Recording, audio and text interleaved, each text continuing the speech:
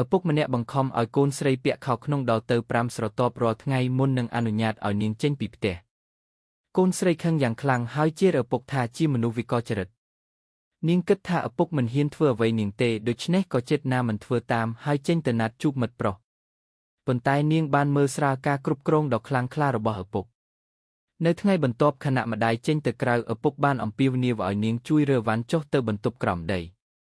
នៅទីនោះគាត់បានបើកទ្វារសម្ងាត់មួយដែលនាងមិនធ្លាប់ដឹងថាមានពេលនោះនាងមិនទាន់ដឹងថាជីវិតរបស់នាងហៀបនឹងផ្លាស់ប្ដូរទាំងស្រុងឡើយភ្លាមនោះឪពុកបានចាក់សោឃុំឃាំងនាងនៅក្នុងបន្ទប់ក្រោមដីទោះនាងស្រែកអង្វរក៏គាត់មិនខ្វល់ដែរបន្ទប់នោះជាជម្រកការពារគ្រាប់បែកចាស់ដែលសំឡេងពីខាងក្នុងស្ទើរតែមិនអាចជឿពីខាងក្រៅនាងព្យាយាមបញ្ចូលលេខសម្ងាត់ដើម្បីបើកទ្វារប៉ុន្តែបន្ទាប់ពីបញ្ចូលខុស3ដងប្រព័ន្ធក៏ផ្ដាច់ភ្លើងនៅខាងលើម្ដាយរងចាំកូនស្រីមិនឃើញត្រឡប់មកផ្ទះក៏ព្រួយបារម្ភយ៉ាងខ្លាំងប៉ុន្តែបងស្រីគិតថានាងគ្រាន់តែដើរលេងប៉ុណ្ណោះ3ថ្ងៃក្រោយមកកូនស្រីសំឡេងបើកទ្វារក៏ឆ្លៀតឱកាសរត់គេចប៉ុន្តែខាងក្រៅនៅមានទ្វារមួយទៀតហើយទីបំផុតនាងក៏ត្រូវឪពុកចាប់ត្រឡប់ទៅវិញឪពុកបានគំរាមកុំឲ្យនាងព្យាយាមរត់គេចទៀតបើមិនដូច្នោះទេនាងនឹងប្រឈមនឹងផលវិបាកធ្ងន់ធ្ងរបន្ទាប់មកគាត់បានប្រព្រឹត្តអំពើរំលោភបំពានលើនាងម្ដាយចាប់ផ្ដើមសង្ស័យថាកូនស្រីជួបគ្រោះថ្នាក់ប៉ុន្តែមិនដឹងថាជនល្មើសគឺជាប្តីរបស់ខ្លួនឪពុកបានបោកប្រាស់ប៉ូលីសថាកូនស្រីទៅដំណើរកម្សាន្តជាមួយមិត្តភ័ក្តិដូច្នេះប៉ូលីសជឿថានាងមិនមែនបាត់ខ្លួនទេមិត្តប្រុសរបស់នាងក៏មកសួររកប៉ុន្តែឪពុកក៏ហៅថានាងបានរត់តាមបុរសផ្សេងហើយមិនមាននរណាដឹងដំណឹងនាងទៀតឡើយពេលវេលាកន្លងទៅ21ថ្ងៃនោះគឺជាខួបកំណើតអាយុ18ឆ្នាំរបស់នាងឪពុកបានយកអំណោយមួយមកឲ្យគឺខោក្នុងពណ៌ក្រហមនាងមិនហ៊ានប្រឆាំងហើយត្រូវបង្ខំឲ្យធ្វើតាមនាងតែងតែស្វែងរកឱកាសរត់គេចថ្ងៃមួយនាងប្រទះឃើញគម្របកំប៉ុងដ៏មុតហើយកែច្នៃវាជាអាវុធប៉ុន្តែការប៉ុនប៉ងតស៊ូរបស់នាងបានបរាជ័យហើយនាងត្រូវរងការវាយដំនិងការរំលោភបំពានម្ដងទៀតក្រោយមកនាងត្រូវបានឃុំឃាំងអស់រយៈពេល354ថ្ងៃហើយមានផ្ទៃពោះ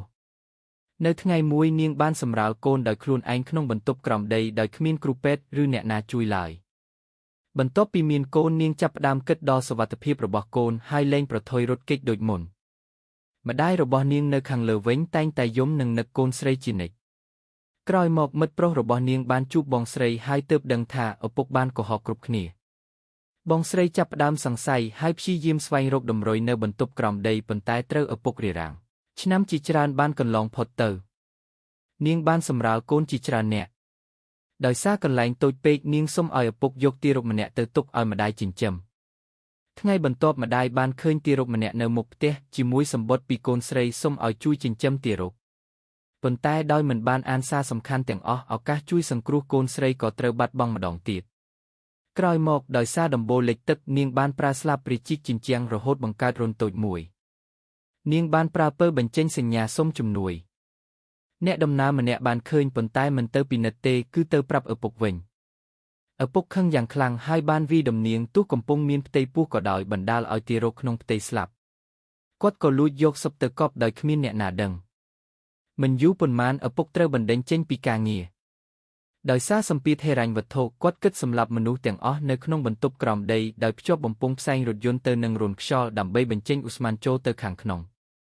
ប៉ុន្តែផែនការនេះត្រូវផ្អាកពេលកូនប្រុសម្នាក់មកដល់មិនយូរប៉ុន្មានកូនស្រីតូចម្នាក់កើតជំងឺហឺធ្ងន់ហើយនាងអង្វរឲ្យឪពុកនាំកូនទៅមន្ទីរពេទ្យចុងក្រោយគាត់ក៏យល់ព្រមនៅមន្ទីរពេទ្យនាងបានឆ្លៀតឱកាសសុំជំនួយពីគ្រូពេទ្យស្រីទីបំផុតអាជ្ញាធរបានរកឃើញការពិតឪពុកត្រូវបានចាប់ខ្លួននិងទទួលទោសតាមច្បាប់បន្ទាប់ពីរស់នៅក្នុងសុបិនអាក្រក់អស់ជាច្រើនឆ្នាំនាងនិងកូនក៏អាចចាប់ផ្ដើមជីវិតថ្មីដោយសេរីភាពវិញ